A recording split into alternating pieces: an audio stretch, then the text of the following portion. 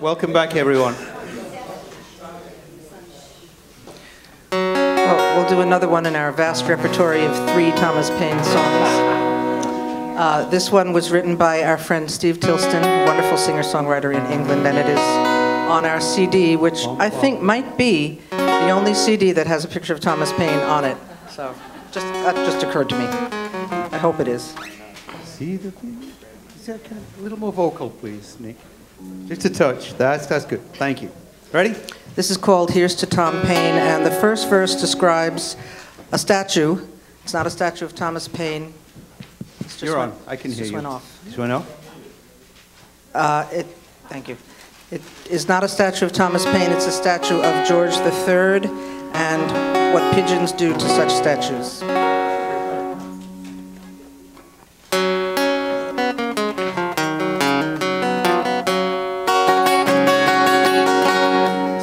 Pigeons bless the statue. Crown of stone wins no respect, showing neither fear nor favor. Heart of stone deserves neglect. Here's to Tom Paine, the hidden story. Time will proclaim the rights of man. Here's to Tom Paine, through England's glory, never a better born Englishman, never a better born Englishman.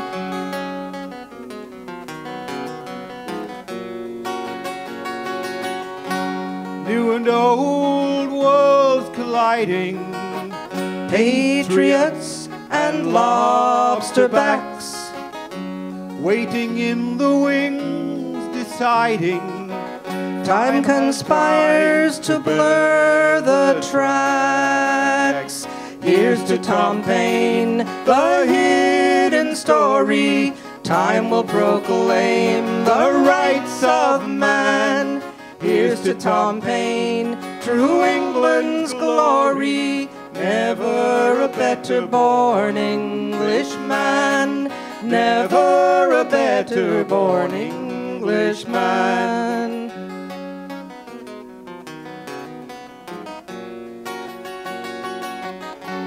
Talk about an age of reason, grind the tyrants into dust. Loud will be the cries of treason from the ones who rule the roost.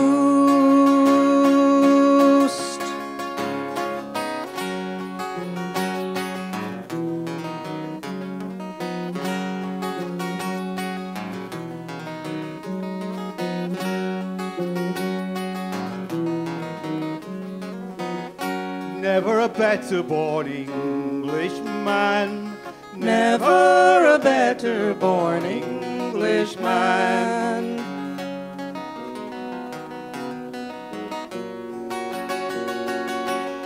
So raise a glass to an unsung hero. Rise up from your rags and bones. A heart of oak who showed no fear when squeezing blood from hearts of stone. Here's to Tom Paine, the hidden story. Time will proclaim the rights of man. Here's to Tom Paine, true England's glory. Never a better born Englishman, never a better born Englishman.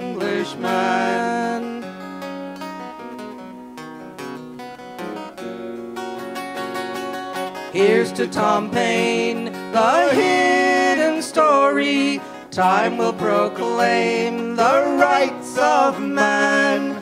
Here's to Tom Paine, true England's glory. Never a better born Englishman, never a better born Englishman.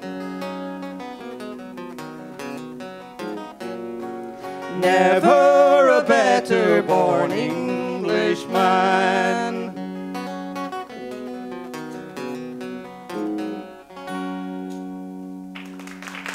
Thank you. Thank you very much.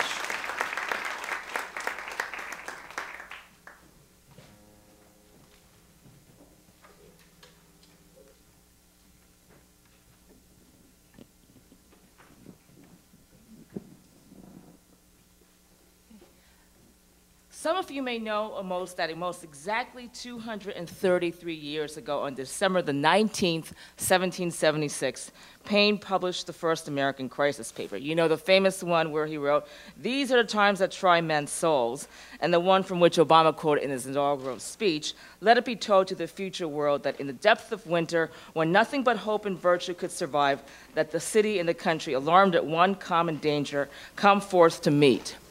Today, John Nichols, the Washington correspondent for The Nation, author of The Genius of Impeachment, the founder's cure for royalism, and most recently co-author with Kevin McChaney, Death and Life of American Journalism, How the Coming Communication Revolution Can Begin the World Again, is going to be speaking on the concept of change today. This is the age of Paine, how an 18th century speaker speaks most clearly in the 21st.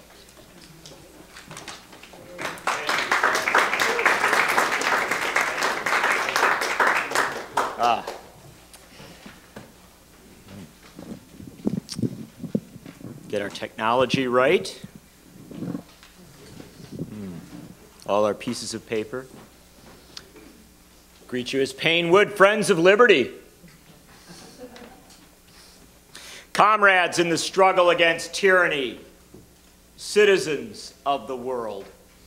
I greet you as did the pamphleteer, as another humble member of the class of the lovers of mankind.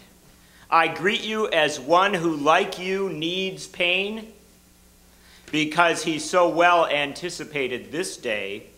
I greet you as you are, for you are the first generation to live in what could truly be the age of Paine.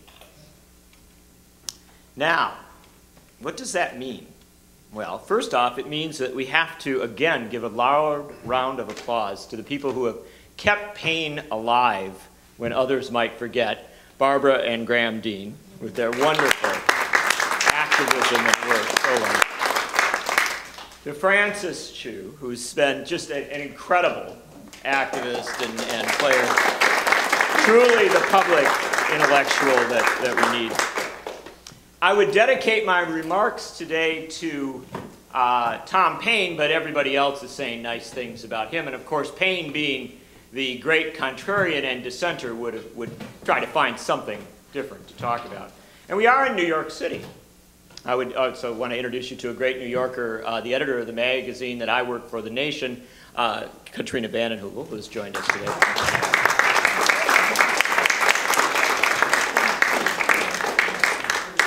But I also want to disappoint you a little bit and remind you that we're in a sort of side classroom at the New School, not in some great hall with thousands of people and far more prestigious folks than myself speaking to you. And that is an important thing to understand, because while I do greet you as the first generation that may live in the age of Paine, I will remind you that Paine is still an outlier. Paine is still a rebel and a radical, and he is still unacceptable to a huge portion of the American elite. Now, Glenn Beck may write a book about him. Glenn Beck is also unacceptable to a huge portion of the intellectual elite, and rightly so. I only wish that Glenn Beck had read the whole of Paine's canon. It might have made for a different book. But this is important to understand. I look around the room here and I see, thankfully, some young folks. What a good thing. What a very good thing. But I also do see a couple of folks who might be, edging toward retirement. And why you are relevant to this discussion is because you have lived long enough. Anybody who lived in New York City in 1947? Right, so it was alive in 1947 in New York. You lived in New York City when the New York School Board banned Tom Paine books from the public schools. Not Cincinnati, not Keokuk, Iowa. We have people in this room who lived in New York City when your school board banned Tom Paine books from the public schools. And so today I dedicate my remarks to Maximilian Moss, forgotten to history, but the Brooklyn representative on the New York School Board, who alone in 1947, in a 6-to-1 vote, dissented against banning books about Tom Paine from the public schools, and said at the time, the lascivious and objectionable passages are quickly forgotten in the overall effect of the book. And so even while he said, you know, look, this is pretty racy stuff, Tom Paine things, Howard Fast's books about Tom Paine, very scary stuff, we should probably still let people read them. I will remind you that we aren't that far from there.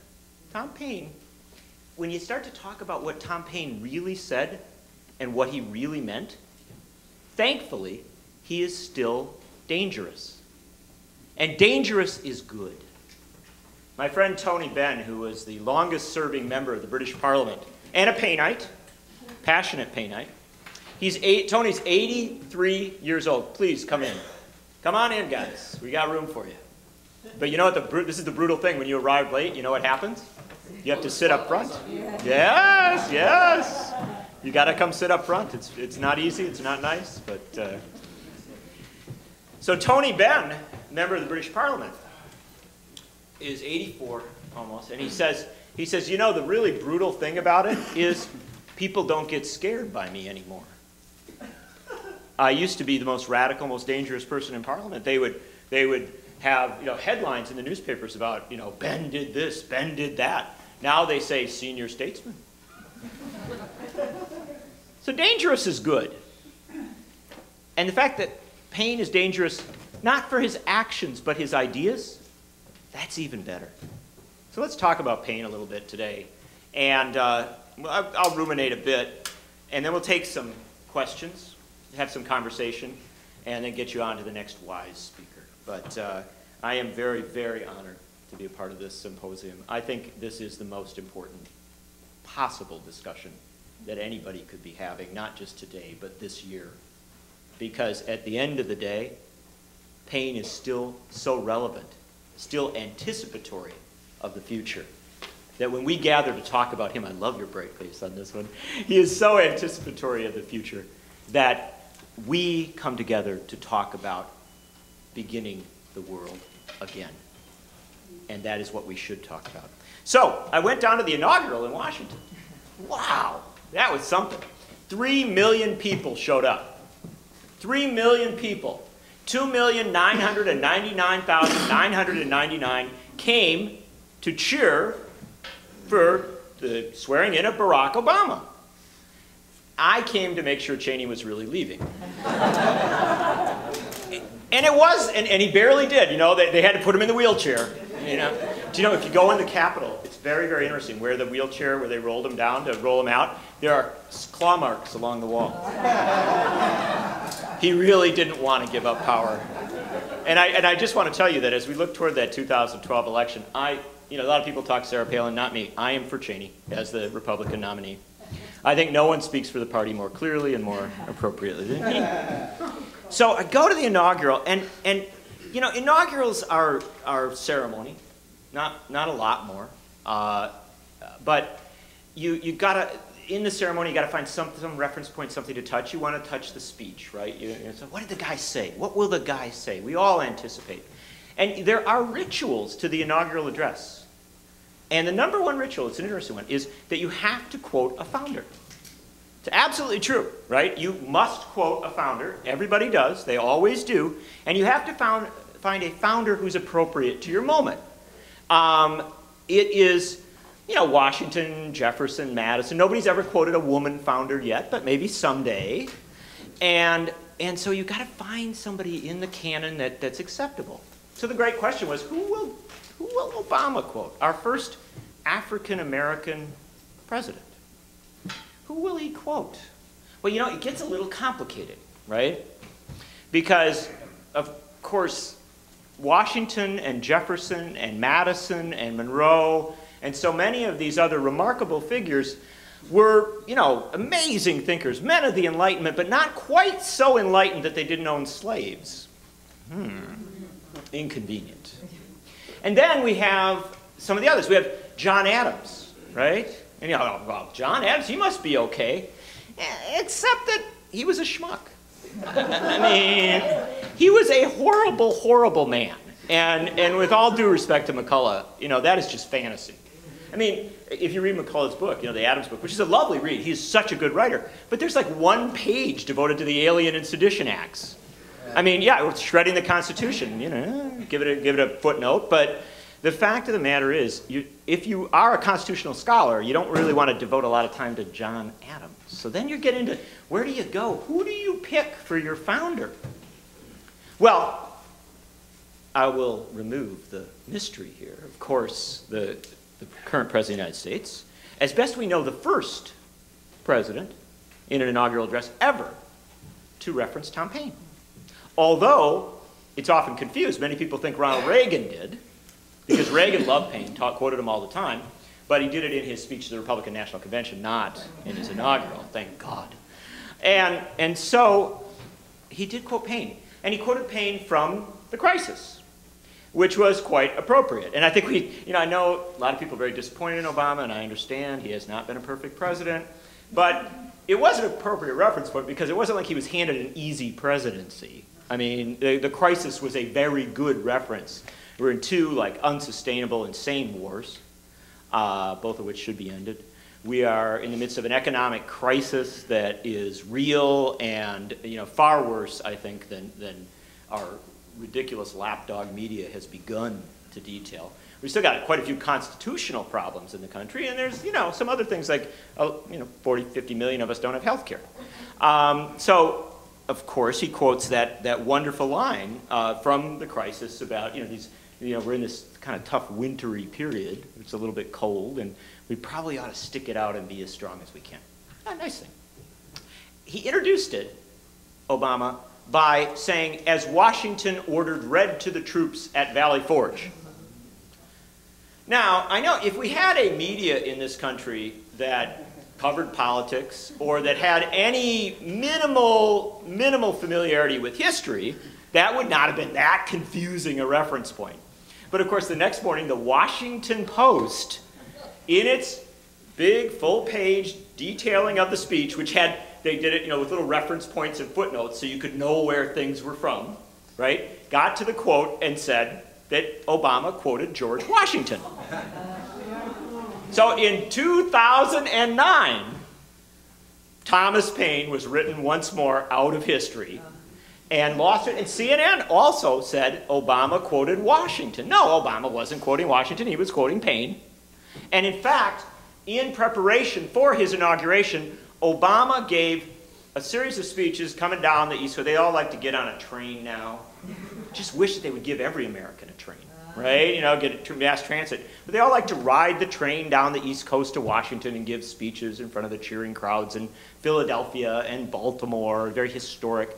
At each of those speeches, Obama quoted Paine. Again and again and again. The constitutional scholar, and Obama is a constitutional scholar, flaws, weaknesses, strengths, whatever, he knows the history well, and he chose consciously. Barack Obama, the first African-American president of the United States, a transitional, but perhaps not a transformational president, this is what we will see. But he was conscious of the moment he was in and the reference that was necessary. The tragedy, the deep, deep tragedy of our media and our politics today is that we did not pause as a country to take that in and to say, okay, Barack Obama has reminded us of the one founder who actually did think slavery was kind of a bad idea, of the one founder who actually did think that women maybe, he had admittedly, he had to get a little prodding from a woman, but who eventually came around to think that women might have rights. The one founder who anticipated a national health care system and not a Joe Lieberman national health care system. I'm talking about like a Bernie Sanders, one where you tax the rich and you give people, you know, a little bit of health care. So the one founder who actually was a useful player, and if our media had paused for a day and reflected on, wow, what's all this about Barack Obama being fascinated with Tom Paine? Wouldn't it be nice if Time magazine had had a Tom Paine cover? You know, and we said, well, let's reflect. Who is this new president, this remarkable, transformational, transitional person? Who is he telling us about? Who is he suggesting we might read? If we want to know this moment, this era, who might we turn to? It didn't happen. It did not happen. Now, admittedly, history doesn't exist anymore, and so you know, that we don't teach or reference history. But it really was a lost moment, because whatever you think of Obama, he actually tried to get a conversation going. He reminded us again and again and again of this very relevant guy. And I think he did so for a good reason. I think he did so because he knew, I think he does know, and I think most smart people know, that Barack Obama does not define change. That's a slogan, right? Hope and change. Very nice slogans. But still to this day, the American figure in our history and to this contemporary moment who defines change is Thomas Paine. And he gave us that wonderful line, that grand line. A new era for politics is struck. A new method of thinking hath arisen. All plans,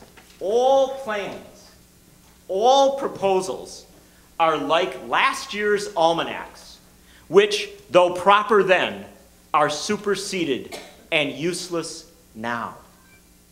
What an incredible, I mean, pause and take that in. Yeah, you can turn the phones off if you want. It's okay. But all plans, all proposals are useless. That which you knew, toss it aside. Think of something fresh. Now, why would you say that in a status quo moment? Do you say that because you think we want to maybe go backward? Like, no. The past was failed. The past was flawed. America was founded with 4% of our citizens enfranchised. African Americans disenfranchised. Women disenfranchised. Immigrants disenfranchised. People without property disenfranchised. The past sucked. The future is good. Moving forward is positive. So, get rid of the old almanacs. Don't look to figure out whether it's going to snow tomorrow, which it is, by the way, about 4 to 6 inches. Whether it's going to snow tomorrow because it snowed in 1848. Look at whether it's going to snow tomorrow when you open up your window. Paine did not merely anticipate the best of the modern age, although he did.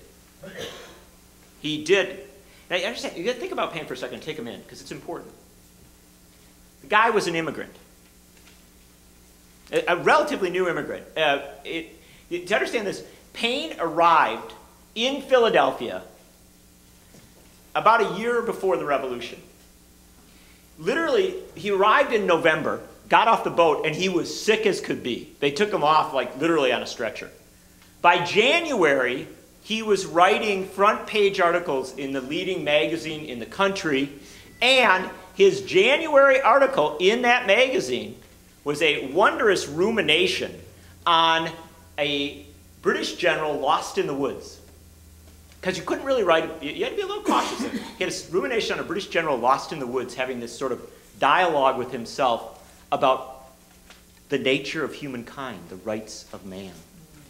Paine, in his first article, front page, leading magazine in the country, brand new immigrant, anticipating throwing off the king and going to an age beyond inherited monarchy. I mean, this guy hit the ground running. I mean, literally, within a year of his presence in the United States, he had written Common Sense.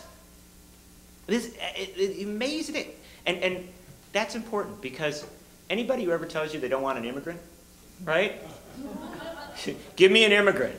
Give me an immigrant like Tom Paine, who arrives with a brand new, fresh idea and tells us to go for it. And that's what he did. So he's an immigrant.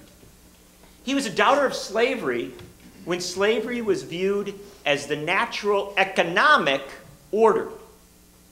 Not the moral order, although you can always find a priest that'll tell you it's okay. But the economic order. You just had to have slavery. It wasn't, you know, and this is like so many of our arguments today. We can't afford health care reform. It's so expensive. This is the same thing with slavery. They say, well, we can't really get rid of slavery. It may be immoral. These may be human beings, 3/5 of human beings, but we can't really free them because it would just upset the whole economy. Tom Paine, think of this radical statement. He says, I don't care about your economy.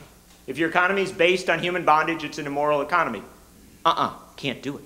He said the Constitution itself was an immoral document because it permitted that 3/4 compromise. And a perfect gentleman, he was divorced or messed up marriages. I mean, look, Tom Paine was not good at relationships, okay? but willing to listen to women. Remember, this is the 18th century. He writes Vindication of the Rights of Man.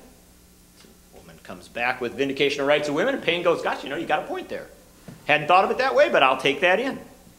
And don't you doubt for a second that Thomas Paine would be completely at peace, in fact, thrilled with the gay man, with the lesbian, with the bisexual, with the transgendered individual. He was the anticipation of, and of course, the man who loved him and loved his writing so much, of Walt Whitman. I contain multitudes.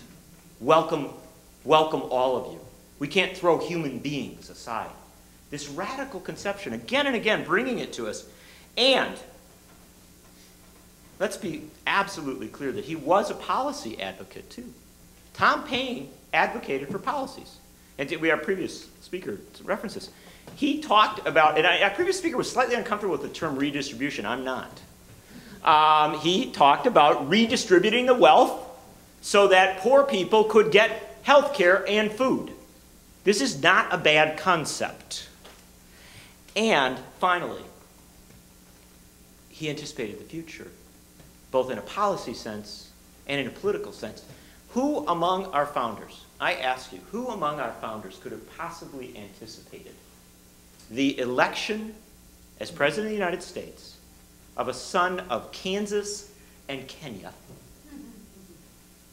A man so different from the standard political class of this country that prior to the New Jersey gubernatorial election last year, in a poll, when they asked people who were going to vote for the guy who did in fact get elected governor of New Jersey, this Christie fella, they asked Christie backers, they said, do you believe that Obama was born in the United States? And a majority of them said no. And so we have a guy, and that's okay. I actually like, no, I know this wonderful woman here is shaking her head going, oh my God, what country? And I agree, I share some of your sentiment, but I want to say to you something. I kind of like that.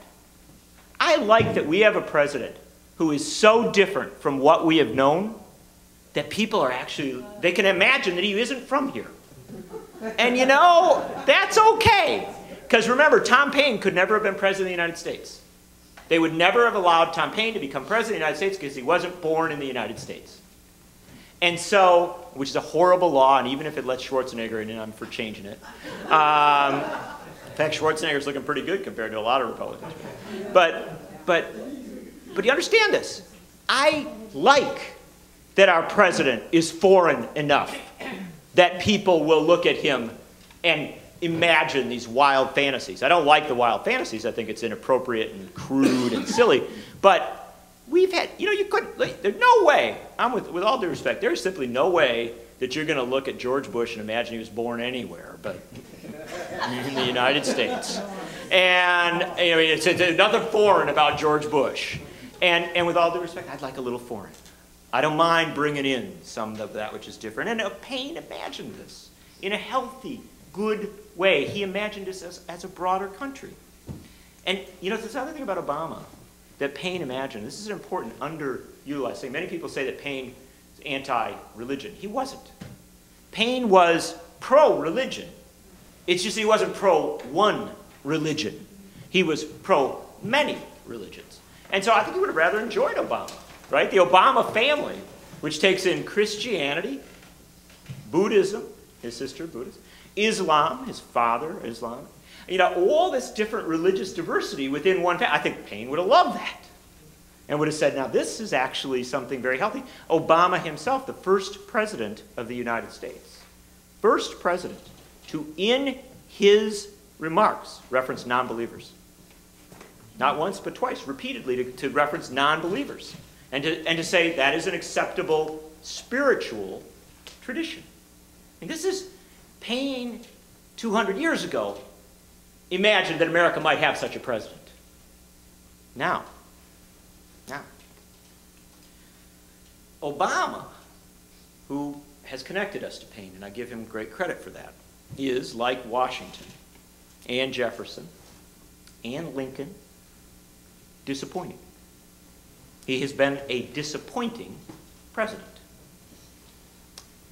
Every president is a disappointment. In fact, my friend Stanley Cutler, the great historian of presidencies, great biographer of Nixon, if you want to talk about disappointing presidents, it's better to begin than with Nixon. But Stanley Cutler has this wonderful line. He says that the job of each president is to make his predecessor look better.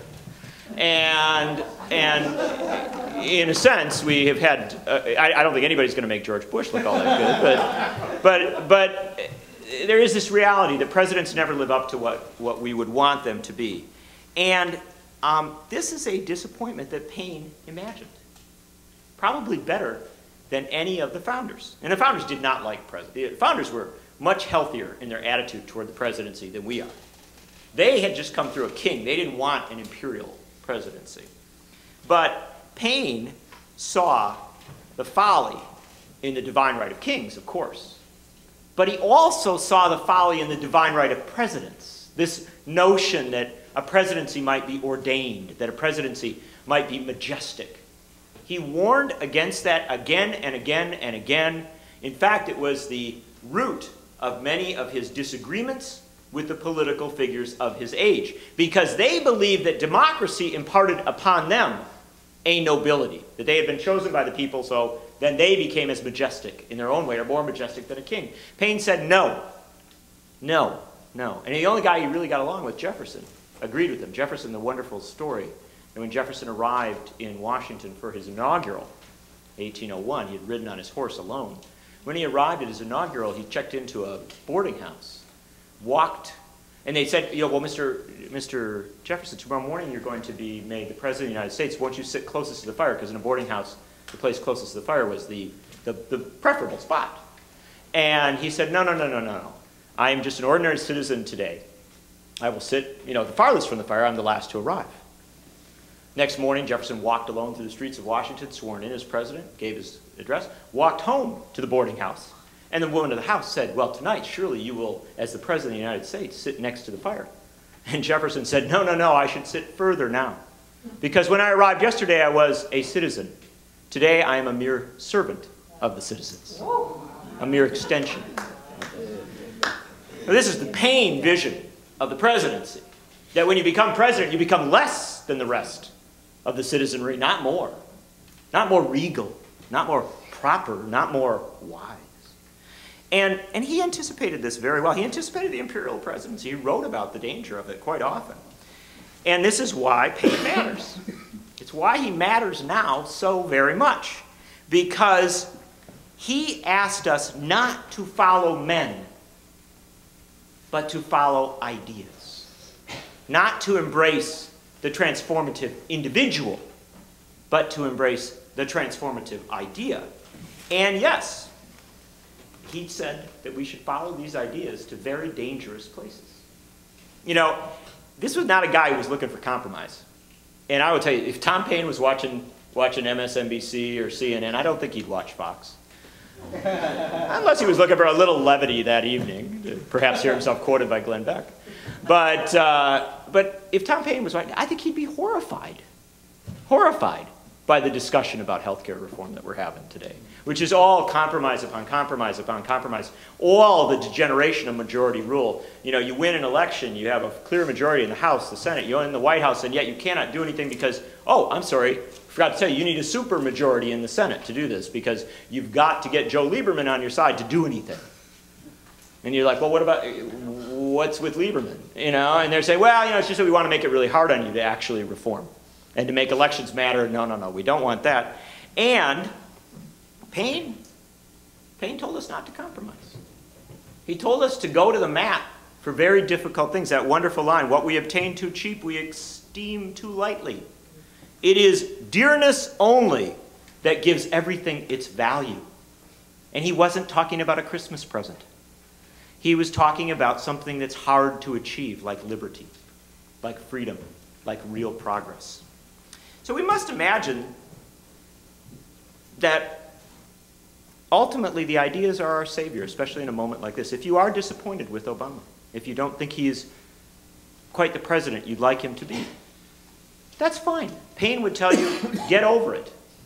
Get over your adorance of Obama during the election last year. I'm not saying all of you did, but get over that, and then get over your anger at him now. Because it's not about the man, it is about the idea. And when you obsess on the individual, you lose sight of the transformative idea. This was what set Paine apart. This was the Enlightenment embodied. No divine right of kings, no perfect man, no perfect individual to lead us. Of course, Paine anticipating Eugene Victor Debs' wonderful comment. If I could lead you into paradise, I would not, because if I could lead you in, someone could lead you out. Right? Don't follow leaders, follow the idea. This is a great Enlightenment lesson. And it was that the worker, the peasant, the prisoner, the immigrant, the slave was equal to the president or the king. And that the individual, the human being, was equal. And that in that equality, then our ideas mattered. Then our ideals mattered more than whether we could give a good speech, whether we were attractive, whether we were as good a golfer as Tiger Woods. You know, I mean, we are so obsessed with celebrity in this time that we make our politicians into celebrities. And we get our hopes and dreams for our country rise and fall with our politicians rather than with our ideals. Paine would simply tell us, he would simply tell us, no, that's not how it is. It's the ideas that matter. And it is perhaps most relevant that the modern renewal of Thomas Paine, came in the 1930s during the New Deal. In the Roosevelt era, and many people tried to make Roosevelt into a god. But Roosevelt had a Paineite tendency, very healthy. He quoted, before Obama, he was surely the president who quoted Paine the most. And Roosevelt had a wonderful thing. There's a great line. After he was elected president, all the labor leaders from New York who had known him for many years came to meet with him. And they had a long list of things that they wanted him to do. Oh, it was a good list. I mean, I will tell you, everybody in this room would agree. We're going to have labor law reform. We're going to have, you know, jobs programs. We're going to have all this wonderful stuff. We're going to have like the whole New Deal. And Roosevelt looked at the list. He said, well, I agree with everything on this list. This is a fantastic program. I really agree. It's fantastic. Go out and make me do it. Paine was the go out and make me do it guy. Paine was the guy who said, yes, if a president leads you someplace, it won't be as good as if you make him go there. Or hopefully someday if you make her go there. And this is the important thing to understand about this moment. It is more relevant to understand Paine now in this age of celebrity than it has ever been before. Paine is more useful now than he has ever been, because Paine tells us to get beyond the celebrity and go to the ideas. And so as Francis mentioned, Bob McChesney and I have a new book coming out. I would tell you that it makes a fine holiday gift, which it surely does. However, it's not published till January 5th, so you'll have to find your holidays, perhaps a fine Valentine's gift. But I'm going to just read you, because I love hearing my words quoted. I'm going to read you just a couple of opening lines, and the reason I do so is to emphasize something about Paine. This is the introduction to the book. America was called into being by a journalist. When Virginia plantation owners who would become presidents were still pondering petitions to King George III. When a Boston lawyer who would also be president was fretting about the excesses democracy might unleash with the replacement of colonial rule. Good Tom Paine argued in the Philadelphia Journal that Americans had a right to govern their own affairs. Within weeks of his arrival on American soil in the fall of 1774, months before the shot heard round the world was fired at the North Bridge in Concord, and a full year and a half before the penning of the Declaration of Independence, Paine outlined the essence of liberty as self-governance by informed and empowered citizens. It was Paine, the ink-stained wretch and citizen of the world, who convinced uncertain patriots that the sun never shined on a cause of greater worth than the revolt of 13 small colonies against the mighty British Empire, inspiring the Continentals to fight not for gain or glory, but to begin the world over again. Now, this is about journalism. But we're using Paine because that's what journalism should be. Journalism isn't supposed to be Glenn Beck ranting on television or all the other lousy stuff that we put up with today. Journalism is supposed to call us to remarkable higher grounds, to give us ideas and information that will make us full citizens. And this brings us full circle. Because, of course, if we have information, if we have ideas, we don't have to look to a president or a celebrity or a TV personality to tell us what to think.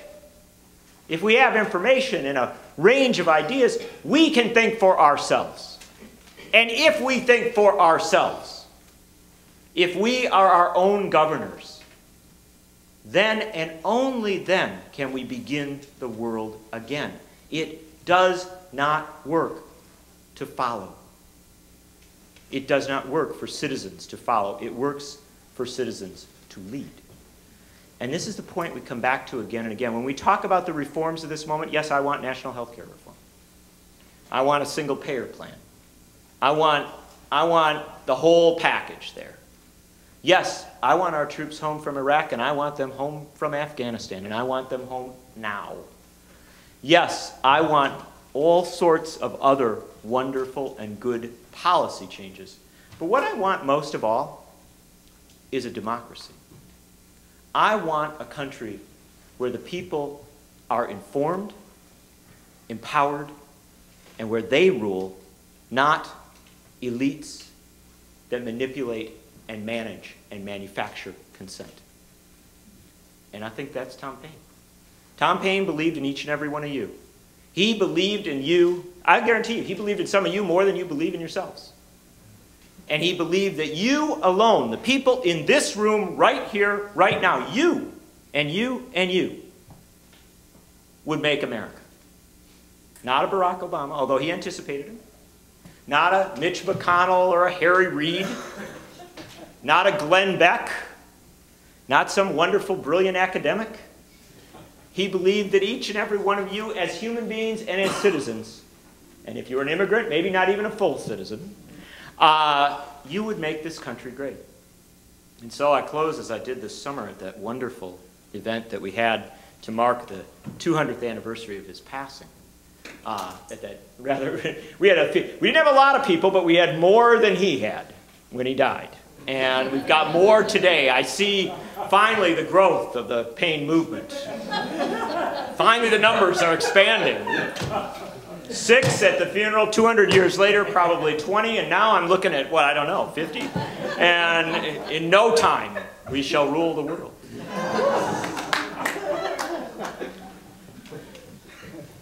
So say it. From Thetford in England, where this remarkable man was born and looked at those gallows and said no one should be hung for the crime of being poor.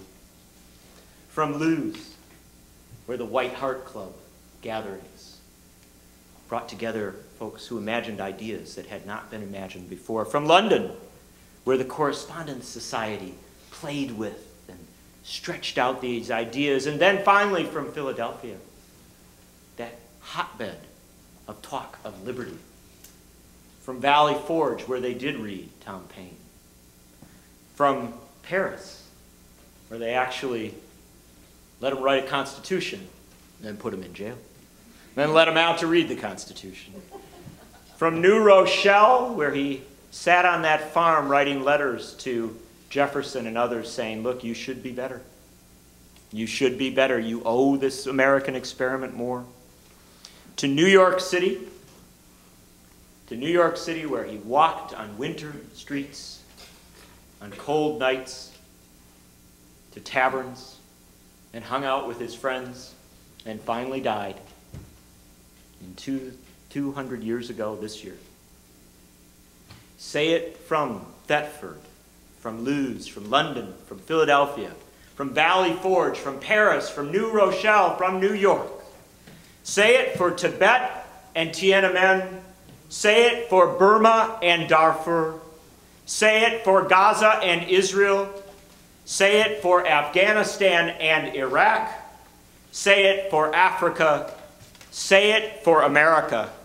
Say it for all the world yearning to be free. Liberty is at hand if we shall reach out to it.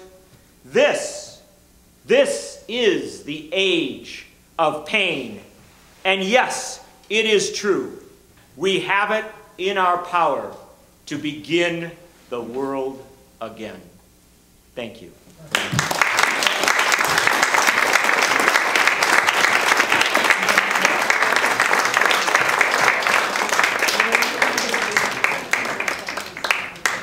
We take some questions from you good souls. Look at this gentleman right up front. How was, when Paine got here in November and he got his articles published in January, how was he able to get those articles published and put on the front? Yeah, how do you get the Philadelphia Journal, I think it was, or take him on. Pennsylvania Magazine. There was also the Journal, which was another one. You know, it wasn't that hard. First off, he was literate. That actually separated him out from a lot of people. He could write. He had learned to write. Though he was of the working class, he was of the educated working class. He had been a member of the Correspondence Society in London and had taken in and imbibed Enlightenment ideas. And so, you know, he hung out. He made friends with Benjamin Rush, who was, and this is always a good thing if you're trying to kind of get ahead, find a rich doctor and become buddies with him. And Benjamin Rush was a revolutionary who was sort of looking for a smart young man who might have some ideas and encouraged him to be taken on and given a little work. The other thing about Paine, and this is one of the most significant things about his journalism, it's very relevant to the current times, he was willing to work cheap. And Paine anticipated the internet age probably better than any writer of his time. It's an interesting thing. You know, when he wrote Common Sense, think of Common Sense. You know what? We journalists really are a little bit upset because when I write something online, it instantaneously gets picked up 100 other places, right? It goes all over, and it turns out in lots of different websites, and so these aggregators take it, and everybody's like, well, I'm not getting paid for that. And of course, Rupert Murdoch wants to erect paywalls and make it harder to get stuff like that. Do you know what Paine did when he wrote Common Sense? He refused to get it copywritten in any way, and he said, take this, steal my work, and publish it anywhere. He actually mailed off the manuscript to printers up and down the coast saying, print this up, get it out to the people. And so the answer to your question in a roundabout way is that he was a communicator, and a rather brilliant communicator, perhaps one of the more brilliant of all time, who really did believe in the ideas. He was desperate to get them out, and he was willing to take the work, look for the whatever opportunity there was to do it. And frankly, in those days, we had a much more diverse media in the United States than we have today. Today we do have the internet, which gives you a lot of opportunity to put up a website, but not necessarily to be read. In those days, we had a remarkable media in that it was a lot of small publications in different towns, which would be mailed. The most important power of the media in those days was the mail, right? You could mail it off. And do you know what the founders, do you know the great founding debate in America in 1790? This is that, you don't get this in the history class. The great founding debate was between Madison and Hamilton. Hamilton thought that for newspapers and other publications, you should charge the smallest fee possible, the lowest fee possible to mail them. And Madison said, no, that's anti-democratic, you should charge nothing. And they should go to everybody. And Madison also suggested that on any major issue, the government should buy big wheels of paper and then give the different sides of the issue the different sides of the paper, and then they should mail it out to everybody. So effectively a subsidized press to make sure that the information got to the people, that there would be no barrier based on whether you were Rupert Murdoch or John Nichols, right? And so Paine was of that moment, that believed the ideas were so important that any way to get it out mattered. And he was an ink-stained wretch. He often slept in the newspaper office because he wouldn't necessarily have a room to go home to. And it's, you know, you understand this? You understand that Thomas Paine was the best-selling author in America during most of his life. His first book, 10% of Americans, and I'll tell you, if I can write a book that 10% of Americans, 30 million Americans buy one of my books, if they choose to put this under the Christmas tree. 30 million Americans do that, I'm never going to talk to you people again. But 10% of Americans bought his book, right? And yet he died, not in poverty as some say, but not very well off, because he just didn't, you know, he didn't reap the reward back. So, Ron, you gave me an opportunity to talk about 10 things when you really asked one very simple question. I apologize. Yeah, I'm going to be a little bit of a contrarian. I love that. So is Paine. While I listen to you three speakers, I'm just wowed by this man. But in order to be considered a founder, all right, number one, you had to participate in the events of the 1776, which you did. You had to participate in the Civil War, in the American Revolution. And you had to also be around, participate in the Constitution. All of our founders did that. Thomas Paine's ideas, his thoughts, perhaps even go beyond some of our founders, but he doesn't fulfill those criteria. He doesn't, that the Constitution, he wasn't around for that? Is that what you're saying? I mean, he didn't participate. And he didn't participate. He didn't participate. Let this gentleman, I want to hear his ideas because I think they're very relevant to our discussion. He didn't participate in the government after the Constitution. Every one of the, except for Franklin, Mr. Franklin, who died. Well, I think your points are, you see, and I respect what you're saying. I really do, because I think, and I'm not in any way trying to insult you here, but I think you are stating the common wisdom. Would that be a fair way to say that? The common wisdom of what a founder is? This is what historians. Yeah. If historians are the common wisdom, some of them are, some of them aren't. Well, okay. But you know, so I'd like you to come. Yeah, sure. No, I respect it. I think you're. I respect. I'm not argue with you. Oh no. All I'm doing is putting out another point of view. I really respect it, and I think it's very valuable. And I would tell you that some historians, my friend Eric Foner, for instance, would tell you, no, that a working class person who was part of the committees of correspondence or went to through the T into the harbor of Boston was a founder. And so defining our founders becomes a complicated thing. There's a famous story in New York City among older lefties that if everybody who said they fought in the Abraham Lincoln Brigade during the Spanish Civil War had actually fought, the good guys would have won. And similarly, George McGovern once told me, he said if everybody who stopped him in an airport and said I voted for you had actually voted for him, he served 2 terms as president. So we do have dangers in how we expand our class of those we allow to. You're exactly right. And I think we battle. History is the great battle, isn't it? It is. It's the best. It's the most exciting battle. And especially history of relatively recent times, how we define it. And there's a wonderful historian who writes for New Press, who I really like, Ray Raphael, who argues that all of the important stories of the founding are stories of places like Worcester, Mass, where they actually declared independence 2 years earlier. And all these kind of revolutionary actions that didn't involve Jefferson and Madison and these guys. And so I think that there's a great battle there. But I would suggest to you that Paine has entered the circle of the founders because of his influence on them. And participation and influence, these are complex things. And I really do, I really regard highly your question, because I think it's exactly to the heart of what has been Paine's great challenge for 200 years.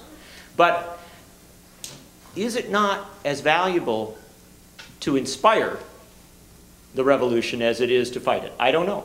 Well, I can fully agree with you. Yeah, I'm not saying I'm right, but I'm saying, yeah. That his participation in the concept, in the ideas, the fact that his ideas and Jefferson's, as far as a small community, the yeoman farmer, The democratic, small d democratic, right? yeah. True Jeffersonian type of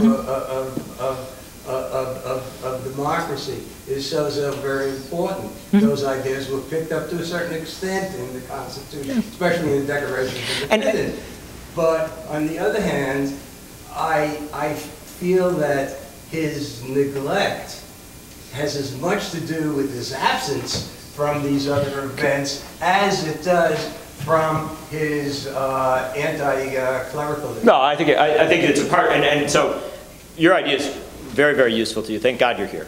Or for anti-clericalism, let us say thank Francis that you are here. So we'll take some more questions, but I do want to, the one final thing is this: is it perhaps not true?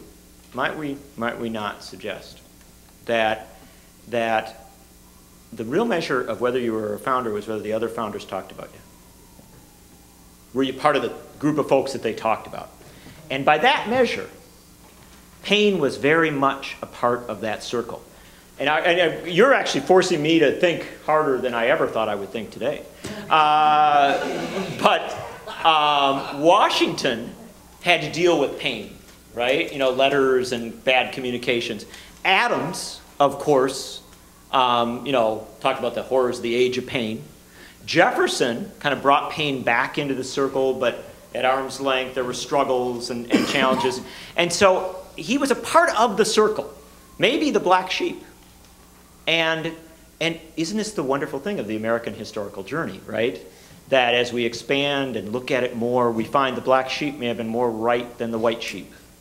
And so I do think that these battles for history, which some will call revisionist history, right, are healthy and good. We fight always for our history.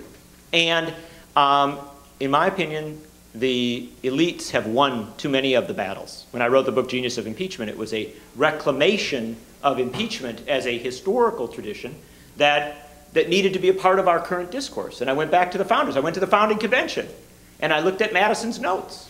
And they anticipated impeachment as a tool to chain the dogs of war.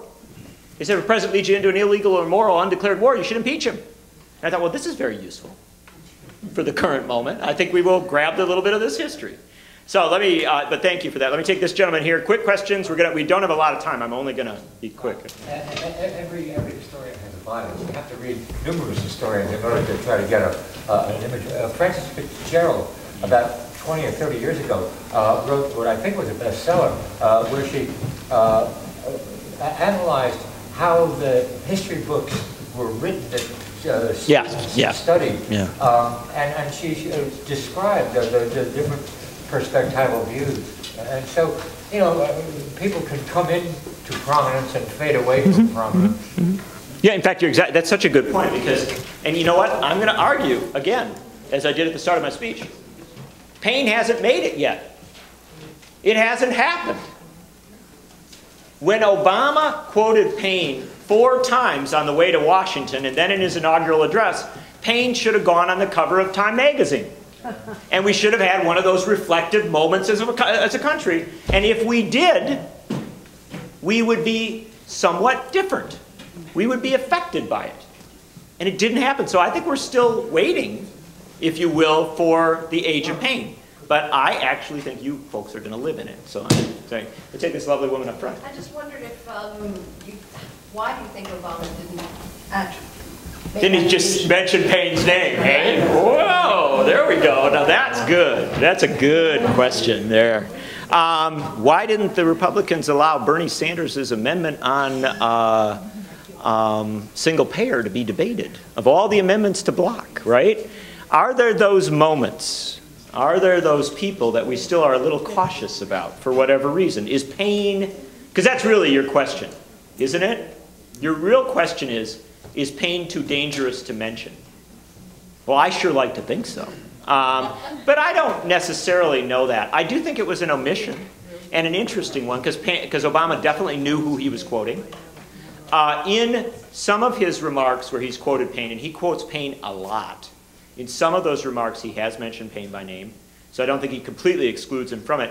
But in the inaugural address, yes, I would have liked to have seen it. It still troubles me that the president who's most commonly quotes Paine, if you search president and Tom Paine, you're going to get Ronald Reagan, right? He used them all the time, much as Glenn Beck does. So it's a good question. I can't read Obama's mind, but I will tell you this. This is the interesting thing. I've interviewed a lot of presidents. I've interviewed Obama, but not in recent months. I think the most important thing to interview any president about is their view of history. Not because they're going to lie to you about the current moment.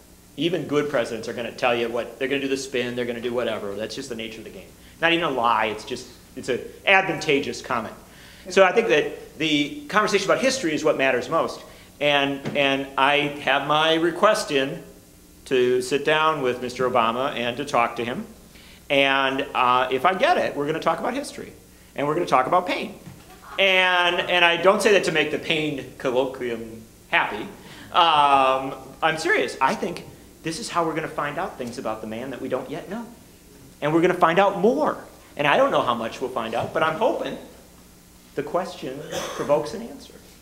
And I'm going to ask your question. Maybe the inaugural speech was such a big moment that he was trying to invoke partisan response as opposed to, non-partisan response. Yeah, I think there was a lot of that going on. Let me take this woman here. We'll take a couple more. We don't have a lot of time, but we're going to get everybody in. Yes. From that contrarian sort of viewpoint, here's my challenge. No, you don't have to apologize for contrarianism at a Paine event, but do you? Here's my challenge. Yeah.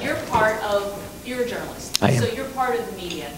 Why do you not take up the cause to point out these things? Because maybe Obama is sort of handicapped to really go ahead and speak his mind. And if people don't notice, his addresses on the weekend, his radio addresses, do not end with God bless America.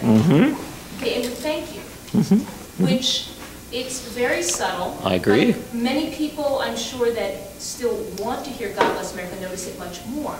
Those of us that don't need to hear it don't really notice it that much, but we should. So why don't you, as a journalist, point these things out, bring these things to the forefront of your paper, of wherever you can speak your mind, because that's the problem.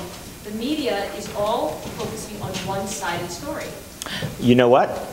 First off, I think that's a great question, and it's a good prod. It's a very important one. In fact, Katrina, who was here and had to go off to do other things, but it's very wonderful of her to come for a few minutes, and I were just talking about that. And one of the great dangers of the moment is we keep finding so many flaws in Obama that we lose sight of some of the remarkable things that he is doing. I actually do try to do that. In fact, my piece on his inaugural address, which is really the reason I'm speaking to you here today, was all about the Paine part, and saying this was a very big deal that he had done this. And I also wrote a lengthy piece on his references to non-believers in different remarks. And so I've tried, but I will admit my no, but it's also, I'm going to admit my personal flaw in this. It is so easy, even though I just gave this really, I thought, quite stellar address. I'm saying, I thought this stellar address on looking at the ideas, not the man. We all fall into the man. You know what I mean? And we really, you got to guard yourself almost every day to avoid it. it is hard to get beyond it. So I take your contrarian question very seriously, and it's useful. And I will keep an eye out. I'll try and write something that'll... I like that. I like the not the God bless at the end. I think that's maybe a good one. I wonder what he'd do on his Christmas one. We'll see. It's no longer a Christmas tree that's in the White House. I know. It's a holiday tree. He is. You know what? Do you know what? What's your name? Dolores. Dolores? You rock, because I'm going to go write a piece. I'm telling you, I'm very serious. It is time to write a piece, and this is going to really get the guy impeached. It is time to write a piece where we pull together all of the real kind of openness as regards religion and spirituality. That's a very good point. Deal in your eye. Thank you. All right. Let me quickly, here's what I'm going to do, because our time is running short, and I have got to catch a plane in not too long. So I'm going to take quick questions from people, and then I'm going to try and wrap it all up. Gentlemen, a vet. Look, Tom Paine didn't have, Tom Paine had King George III. And we don't realize how evil some of our leaders are. Single tried two submarine can destroy any nation in the world. Okay, I don't want you to do the whole speech. I agree with you. That's the Holocaust. Until Obama can demonize the evil people in our Congress, to that extent, we're not going to have an age of pain. As long as he's going to be indifferent. Now, 8 of us veterans in Lehigh Valley filed criminal complaints. You told us about it in the last... My point is that, no, this is different. Okay. Last year, 8 of us filed criminal complaints against a senator and a congressman. Obstruction of justice, dereliction of duty, seditious conspiracy. Anybody here can do that. We do it 3 people at a time. Put it in black and white. How hard is that? Believe me, I'm a strong believer in this. Let me take a couple other questions and... Yeah, Sir. The problem with an intellectual following the idea is that basically he's undercutting what the support is to be motivated and mobilized on. Their security is in their religion. Their security is in their sense of property, what they own, what I've got. So the idea is he's got to be pushed aside because we have a consensus sense of how we can get elected in this country for any and every single position that we want to hold. And we can't afford to go down that, you could say, purist intellectual line that this man, a genial fellow, when I'm sure his best friends went down that line. But to put him back into the real mix of things, I think is really hoping a lot. Oh, yeah. Well, I'm all about, we just elected a president on the basis of hope, right? Yeah. Let me take this gentleman quickly here. Yes, sir. Paine never existed. He never wrote a word. It would have made any difference to American history. And the other part of the story, I know it's a contradiction what to say. The other part of the story, what did he call the events between 76 and 83, 1776 and 83? You better tell me that. Tell me. What did he call them? Revolution or War of Independence? He did use the word revolution, but I think he called it a war of independence more than revolution. I think you're right. Maybe quickly, Barbara, and then we're going to I'll wrap. So these are all such good things. I apologize for trying to keep us on schedule. Yeah. This is in the same vein, and this is a question that I always ask. I probably have asked it of you. What is your best recommendation for what the people can actually do to bring about this new world? You know, to be real Painites, and party congressmen and going on marches and rallies seem to have lost some of their luster and lost some of their power. And I'd like to know what you think. As Billy Bragg said, wearing T-shirts is not enough in times like these. Okay, very wonderful questions and good. Yes, I'm sure. I'm sorry. Can Obama be nudged toward greatness? Yes. He might even grow and improve, right? The presidency does not have to be the end of your intellectual growth or your improvement as a human being. I actually think Obama he's a young man who's relatively new to Washington. I think we're insane if we think that's all we get, right? That this is as good as he is. No, I like to think he could improve dramatically. And I think those who, like I hear some people, my friend Howard Dean has said, well, maybe we should kill the health care bill. I disagree. No, let's get into health. Let's have one more big scrap about it. Let's fight. And so in quick answer to your question, and then before we circle around, so many good bits and pieces here. And I'm going to bring off this gentleman's and then take it into some of these others. This intellectual thing. Do we over-intellectualize? Paine didn't. Paine did not believe in that. Paine believed in taking radical ideas, innovative ideas, the ideas of the Enlightenment that others wrote about in really quite complex terms that maybe an elite could understand, and really bringing them down to people and communicating. I think that's a great lesson of Paine, is that we communicate bold, broad ideas in new, fresh, and ways that we could connect to them. And the one thing about Paine that we've underemphasized is he was a poet. his writing was exquisite. I mean, the guy really knew how to write well, and we underestimate that. So many of us who think intellectually or whatever we think of ourselves, we think, you know, having a good idea matters. Yes, it does a little bit, but having a good idea and communicating it well, that matters more. And that's our great freeing thing, right? Because it suggests to us that maybe we just haven't communicated some of these ideas well enough, that opportunity exists. I teach a course on Paine and his age, and I did a mock quiz towards the end of the term, like I gave them 4 days ago, and they have 20 questions. They have to identify the passages and where they're from. And there's a good range of them, but they always get the Paine ones correct. Isn't it? Because they stand out. They're so well written. Yes, exactly. Yeah. It's the writing that is so crisp. Yes, yes. And it's why do we like Obama so much? Was he saying things that were that different than Hillary Clinton, or was he just saying them so much better? Yeah. Right? I mean, we like people who can communicate. And so this is the important thing, that Paine was not merely a great thinker, he was also a great communicator, and that matters. That is transformative, potentially. They put a good bass guitar behind it, who knows what you can accomplish. But, so let me then take it, let's keep on going, because Barbara asked this wonderful question and brings in elements of some of these others. What do we do? You know, what do we do? And here's the important thing, and it's a place I would close on, and before I do that, let me thank you for your great attention, and how wondrous of you to come out in this time, busy time, so many things going on, to spend a day talking and thinking about Paine. It really does matter, and it gives me a great heart and very encouraging. But what do we do? Well, you know, Paine, for all of his flaws and strengths, would tell us that we should focus on structure much more than we do on individuals and on individual policies. And we should seize the moments that we have to try and create a more democratic infrastructure, small d democratic infrastructure, that then leads to healthier results. Trust the people, give them power, give them information, and believe that that's the best way to get to healthcare reform, to peace, to justice, all these things. And too many of us tend to allow the media and the political class to tell us, no, don't focus on how things happen, how it is. Let's just focus in on the issue that we're telling you is important today. And the problem with that is that the issue today is healthcare, but then, Tiger Woods did something bad, and so now we won't even pay attention to that. We're going to go pay attention to something else. And so what I would suggest to you is this. Try always to stop in the middle of every debate about issues. You be involved on the day-to-day. Go march, go write the letters, do all that. But also think about the structures that cause us so many of our challenges and our problems. And I will suggest to you that the single most important structure that is a crisis today is the one you asked me about, how to get his articles published. I think we have an unbelievably indefensible media system in the United States today, which, as Chomsky says, manufactures consent and reinforces it for indefensible realities.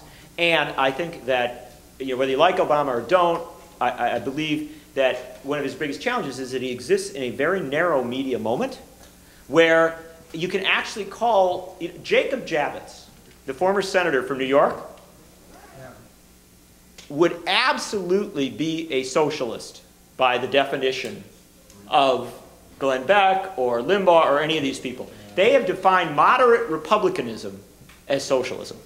And they have gotten away with it not merely because of Fox or Limbaugh, but because our mainstream media allows for this incredible narrowing of the discourse.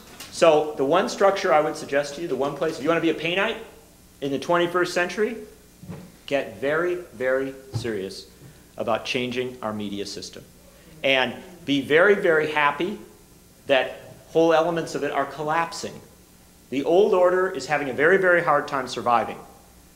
And what we need to pluck out of the old order, as newspapers crumble, magazines struggle, TV, all this bad stuff happens, what we need to pluck out of it is journalism, and especially an idealistic, engaged, and passionate journalism, a Paineite journalism. Pluck it out and give it a new place in a new order where we can talk much more broadly about issues. And I know that may sound, like my friend who worries about intellectualism, that may sound very, very romantic. And yet, I will tell you that if you want to look at the history of communications, it is always one of new platforms, new technologies coming forward, radical changes in how we communicate and the definition of those new platforms, how we use them. We are in a definitional stage. We are 1% of the way into understanding what the internet is, understanding what a digital age might be. We still have the ability to define it as a more democratic entity and to define our communications and our journalism as something more democratic. I would dare say that Paine was right. We have it in our power to begin the world again. But we will not do it as individuals. We have to be organized and united and active in demanding not merely policy progress, but also structural changes that make this the democratic state in which citizens may be their own governors. And remember, as Paine would tell you, no American should be governed. Americans should govern. Our leaders should be our servants, not our masters. No masters, only citizens. Thank you.